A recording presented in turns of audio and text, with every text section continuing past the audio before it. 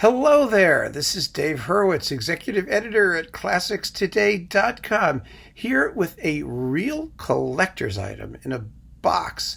This really excited me because these performers are absolutely at the top of their game, and this is a marvelous collection containing things that you're simply not going to find elsewhere, and a few gems that you will in superb performances. I'm referring to, here it is, you ready? Here it comes. This thing, the Balthasar-Neumann Chorus and Ensemble, conducted by Thomas Hengelbrock. Now, they're not the best known group. They are a period instrument group that specializes in choral music from, vocal music from, who knows, the earlier days of the Baroque, the early 17th century, all the way up to the Romantic era. And they've made a very select collection of recordings, most of which are absolutely marvelous. And they did them for Deutsche Harmonia Mundi. Now, my European viewers will certainly be more familiar with Hengelbrock than the American viewers probably are. But he's a splendid musician, musicologist, all-around music guy. And the Balthasar-Neumann Choir is superb. I mean, they're one of the great choral ensembles that was ever doing this repertoire. And so, Deutsche Harmonia Mundi never had really great distribution here, or maybe anywhere, I'm not quite sure. But, the bottom line is, there's some great stuff in here. Stuff you won't find anywhere else, and stuff that you will find elsewhere, but has been performed absolutely stunningly. Now, this set, which is the Deutsche Harmonia Mundi box, I checked, it's still available as of this date, which is the beginning of September 2020. You see, I'm planning for the future in which future generations will be watching these videos in the 50th century, So that's the date that this was available. It may not be available anymore. If you're living in the future, you may have to go to your music thingy and look it up and see if entropy hasn't taken over and these things haven't vanished molecule by molecule. But otherwise, unless something really odd happens, they should be available in some format until the sun becomes a red giant and reduces the planet Earth to a cinder, by which time we'll all be living on other planets anyway, so it won't make any difference, and you'll still be able to find this. So much for that aspect of it, for availability. Let's see what's inside. It's got 16 discs, and as usual, we're going to just go through them here. And it's really a very nicely put together box. You get original album covers. You have a lovely booklet full of juicy and exciting notes.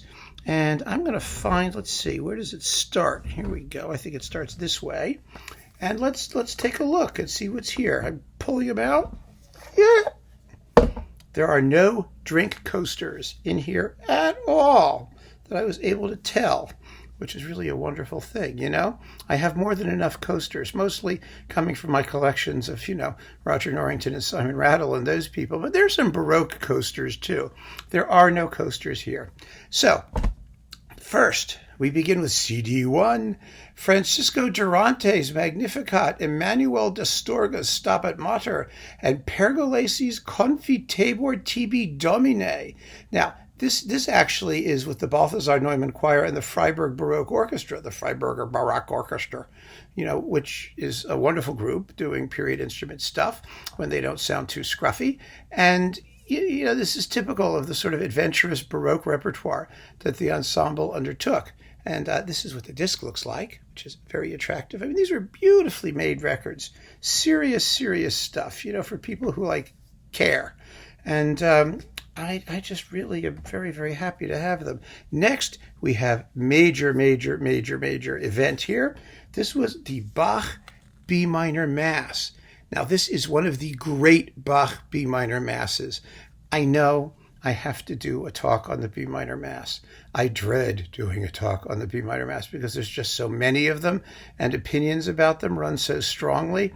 And whatever I mention, no matter how many I gather together and pile up, and I've got dozens of them, the one I don't mention is going to be the one you mention. And it's like, oh, no, I'll get to it. I promise. I'll find a way to get to it. This is one way because this is a stunning, stunning B minor Mass. It actually was used as the musical substance of a ballet production. I kid you not.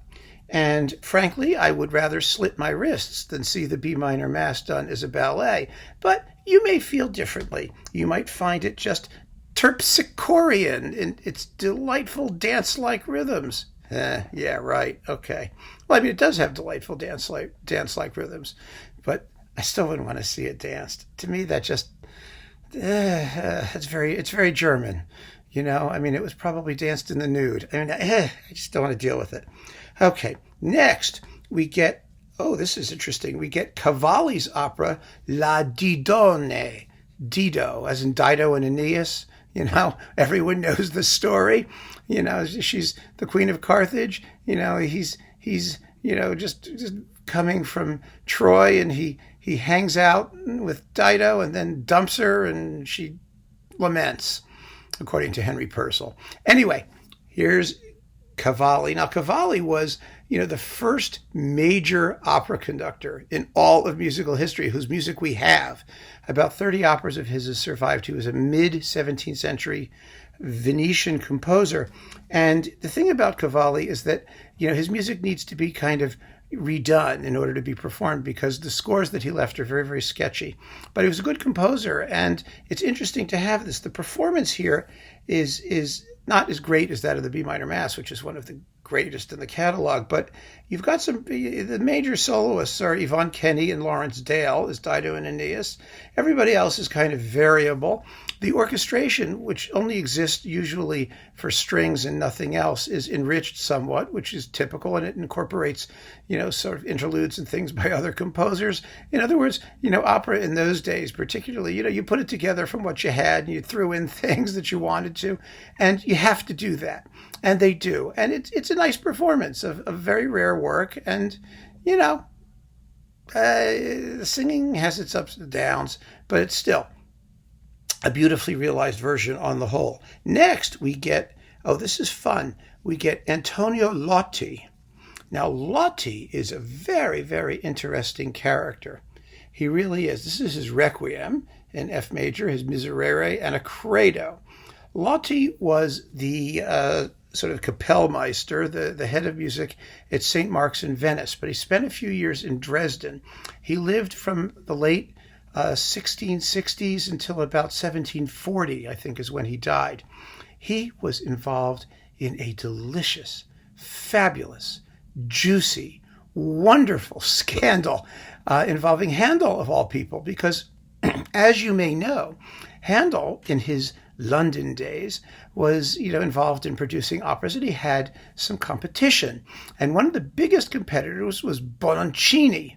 Now, Bononcini was the guy who wrote the opera Astianate, in which the most famous catfight in operatic history took place. That was between the two prima donnas, Francesca Cuzzoni and Faustina Bordoni, who later married Hassa, and they became the power couple of opera Syria. But at that point, they were great soloists, and they appeared in these operas together.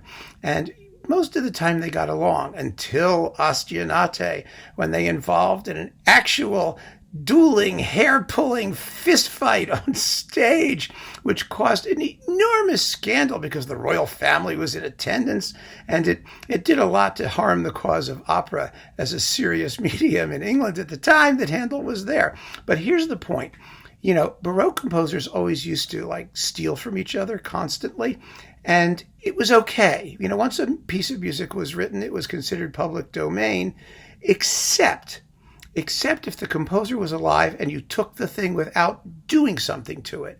You were allowed to adapt. You weren't allowed to plagiarize outright. Handel, of course, was the world's greatest adapter. He took things from everybody and redid them, but everything he did sort of improved what he took, so that was okay. What happened was that Bononcini, who accused Handel of plagiarism, some of his music, and they wrote operas on the same librettos because everybody used the same librettos. He stole a madrigal from Lotti, Bononcini did, and passed it off as his own. The problem was that Lotti at the time was still alive, so they wrote to Lotti, the Royal Academy of Music, whoever they were, wrote to Lotti and said, "Is this your thing?" And Lotti, of course, wrote back and said, "Yes, it's mine. What's the matter with this man?" And this caused an equally great scandal in musical circles in Bononcini's day. He was disgraced as a result, but not only was he disgraced, but the people who supported him, the aristocracy who were behind him and opposed to Handel, were also hugely embarrassed. So it was just a wonderful sort of scene, and I thought I'd mention that to you. All of which is a nice way of saying that Lotti, who was in charge of music at St. Mark's in Venice, was a very lovely Italian Baroque composer of the day, whose music started to evolve into sort of the more gallant style that was becoming fashionable by the 1740s and 50s. And his Requiem is a lovely work, and it's well worth having. Next, oh yes, this is a disc called Festa Teatrale. This is the Carnival in Venice and Florence. Short, lovely works by Monteverdi and Lombardi and Ortiz and Orazio Vecchi. People who sing in like high school glee clubs, you may know Orazio Vecchi because his madrigals were quite well known. I mean, I sang a couple of them, so I know who he is. And this is Tarquinio Merula. Lovely, lovely works for carnival time in Venice and in Florence. And so that's a nice, attractive disc. Next we get a disc of, this is Alessandro Scarlatti, a Concerto Grosso at F minor, and then Bach's Psalm 51, which is Tilge hochster mein Sünden. This is BWV 1083. This is an arrangement of music by Pergolesi. Everybody was arranging Pergolesi. Everybody from Bach to Stravinsky. That could be a subject of another talk, couldn't it? Although I've already done the Gallo/Pergolesi Pulcinella, and you can look up that video. It's very, very interesting, by the way. And then finally, again, Francesco Durante's Concerto for Strings in G minor. A lovely, lovely collection of unusual music that you will certainly enjoy listening to. Then we have music for San Marco in Venice. Now that's always fun because San Marco had just an incredible collection of orchestral music, and they did the Gabriellis were there. They did all the antiphonal stuff, and some of the Gabrielli stuff is in here. It's a collection of orchestral or instrumental and sacred music by Monteverdi, Gabrielli, Cavalli, Giovanni Croce. He was a big deal in the day. And Biagio Marini, and it's just great. It's just a wonderful, wonderful disc that you can put on and listen to and just soak in the wonderful euphonious sounds. And next we get an absolutely fabulous disc. This is another one of the great, great, great versions of the work in question, Haydn's The Creation. Now they're going up into the classical period. I love this performance. The soloists are Simone Kermes, Dorothee Milds, Steve de Vislim, Johannes Manov, and Lucky Chung as Adam. It's just a wonderful performance, fresh and lively. And, the period instrument playing, by this time, he's not using the Freiburg Baroque Orchestra. He's using the Balthasar-Neumann ensemble, which probably, just like the British ones, consists mostly of the Freiburg Baroque Orchestra, all the usual original instrument people. But for whatever reason, these recordings were wonderfully made. They're warm, they're rich, they're gorgeous sounding, and the playing is sharp and rhythmic and springy and colorful, and Hengelbrock's conducting is just full of life and vigor, and the choral singing, like I said, will never be beat. It may be equaled, but it won't be surpassed. It's a great Haydn creation. And a lot of these were available separately, and some of them still are. You won't have trouble getting them if you don't feel like having an entire box full of stuff. And once again, we have the Bach Magnificat, another fabulous performance of the Bach. I mean, this is just great. Coupled with Lotti's Missa Sapiente. Now, the Missa Sapiente is for strings with obbligato flute and trumpet, and oboes with the strings sometimes. But the interesting thing about the Missa Sapiente is that the manuscript that it comes from was, I don't know how many there are. I mean, but what I do know is that it was copied by Zelenka and by Bach, and it was adapted by Zelenka for the Dresden court and he added a few instruments and did a few things with it. It's a Kyrie Gloria mass. It's just the two. So it also could be used in Lutheran services. And it really is just a splendid and lovely piece of music. I have the score. Don't ask me why. I'm happy I have it because here I get to wave it around and impress you with it. It's like, gee, aren't you impressed? I don't know why I got it. I was curious about who Lotti was at the time, I think. And so this was like the only thing available by Lotti, and I got this. So it has a wonderful preface in English, and I know the history of the Missa Sapiente. Go figure, right? But it is, the source for that score is the Zelenka manuscript. And so that's how it's performed these days, because that's where the score and parts usually are. So it's kind of an interesting history, but it just goes to show you how well respected Lotti was. And I think that Hengelbrock and the Balthasar-Neumann people were very, very smart in choosing to champion his music, because no one else is doing it, and it's worth hearing. It's lovely, and this provides a good reason, a historical hook, to get into him. Because when you're respected by Bach and Zelenka and those people, you know that you're probably in good hands. Yes? Next, Handel. Yes. The Dixie Dominus. Yeah. This is Handel's bloodthirsty psalm setting that just blew him away in Rome. It's just wonderful, wonderful, wonderful stuff. And it comes with Antonio Caldara, his Missa Dolorosa, and his Crucifixus for 16 voices. Now, don't you just love things with like lots of voices? I have to reorganize. Give me a second here, folks. I'm getting out of shape here, and we're going to get mixed up unless I fix this. There we go. There we are. Okay, now we're all fixed. But yeah, the Crucifixus. Wow, a Crucifixus with 16 voices. I mean, if you're going to crucify someone, you might as well do it with the largest number of voices possible, don't you think? It's wonderful. It's absolutely wonderful. Beautiful, beautiful disc again. And these were performances that no one seems to mention. When you do discographies, these performances with Hengelbrock and Balthasar-Neumann, they had their niche, their little following. Probably because Deutsche Harmonie Mundi, like I said, is not the most heavily promoted, shall we say, of all the classical labels. But boy, are they good. They are so good. It's painful how good they are. And now we have a disc of motets and cantatas and things by all kinds of people. This doesn't have a theme. It's just good music. You get Purcell, his anthem, Remember Not, Lord, Our Offenses. This is all music about death and destruction, by the way. I guess that's the theme. Doom. Maybe they should call it that. Doom.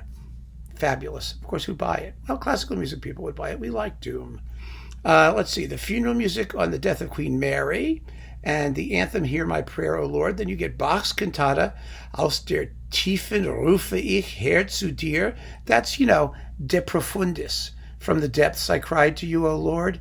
And De Profundis clamavi ad te Domine. See, I told you that, it doesn't matter if you're Jewish. When you listen to classical music, especially, the music from the 16th and 17th centuries, you learn your Latin. You learn your Catholic and Protestant liturgical music, because that's what the repertoire is. So that's what that is. And then you have Johann Ludwig Bach, his motet, Wir wissen so unser irdische Haus, Wir wissen so unser something. I don't know. I don't care what it means. I know what it means, but it doesn't matter. And then another Bach cantata, Nach dir Herr verlanget mich. So you got like Bach and Purcell and Johann Ludwig, his motet. Quite interesting, isn't it? And now, oh yes, I remember this one. This is really great. This is Zelenka, Bach, and more Lotti. I mean, isn't it wonderful? Then Lotti runs like a thread through this collection. So you have a chance to get to know his work in connection with the composers who respected him, because this is Zelenka, Bach, and Lotti. It's Zelenka's Miserere in C minor, which is just terrific. Bach's cantata Weinen, Klagen, Sorgen, Sagen, which is, complain, weep, cry, moan, bitch, carry on. You know what it means. It's, that thing. And then Lotti's Missa a tre cori, which is his 3-part mass. What's not to love? And finally, last, but by no means least, well, actually it is least for me, this is called Nachtwache, night watchman, night watching, watching at night, night thing, music and poetry of the German Romantics. Now, this is a collection of lovely, nocturnal, consoling choral music. Here it is. By Brahms, Grieg, Fanny Hensel, Mendelssohn, Reger, Reinberger, Seifert, Clara Schumann, Robert Schumann, and Friedrich Zilcher. Now, where are you going to find that stuff anywhere else? Here's the problem. The problem is that the disc, it contains 50-some-odd minutes of music and about 10 minutes of recitation of German Romantic poetry. Talk about wrist slitting. Remember we were talking about that in connection with the ballet version of the B minor Mass? Well, anyone who knows me and knows these videos knows that I detest recitation. I don't care what language it's in. I don't want to hear it. I want to listen to music. I don't want to listen to talking. Of course, I'm doing the talking, and you should be listening to music, right? But that hypocrisy aside, I really, really love the music, and the performances are as good as they get, and you got to be creative and skip over the recitation of the German Romantic poetry, because German Romantic poetry was, shall we say, a little bit soggy. I mean, it's not my favorite ethnicity or nationality for Romantic poetry, but, why be a poetry snob, really? If you are into German Romantic poetry, knock yourself out. For the rest of us, just listen to the music and you'll be fine. So that, my friends, is the Balthasar-Neumann box.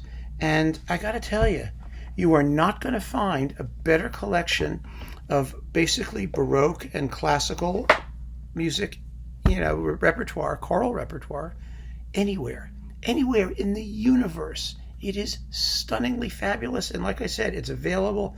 It runs about $60, which for 16 discs, I mean, figure it out, $4 a disc. And you get a superb booklet with all of the original liner notes. You don't get texts and translations. You'll have to find them elsewhere. I assume you know the Mass as well as I do, and so you won't need those. Haydn's creation you can find anywhere. And, most of this other stuff, too, since it's sacred music, the Bach cantatas and the other things, you can find the words if you need them. I don't care. I've heard them. I've seen them. I've read the words years ago or more recently. And I just listen. I just put it on and I listen to the absolutely glorious, glorious choral singing. And, if you need the libretto of Cavalli's Didone, I don't know what to tell you. Maybe you can find it somewhere. A great, great set. Let me put it back together here. Yes. Thomas Hengelbrock and the Balthasar-Neumann Choir and Ensemble. I hope I called him Hengelbrock the whole time. I may have called him Hasselbrock, like David Hasselhoff. I don't know. He'll forgive me because I think it's the recommendation that counts. Keep on listening, folks. Don't let this set pass you by. If the repertoire is interesting, get it while you can, and you'll have it forever, and enjoy it. It's wonderful. It's just wonderful. The highest possible standards. I'm serious. Thank you, and take care.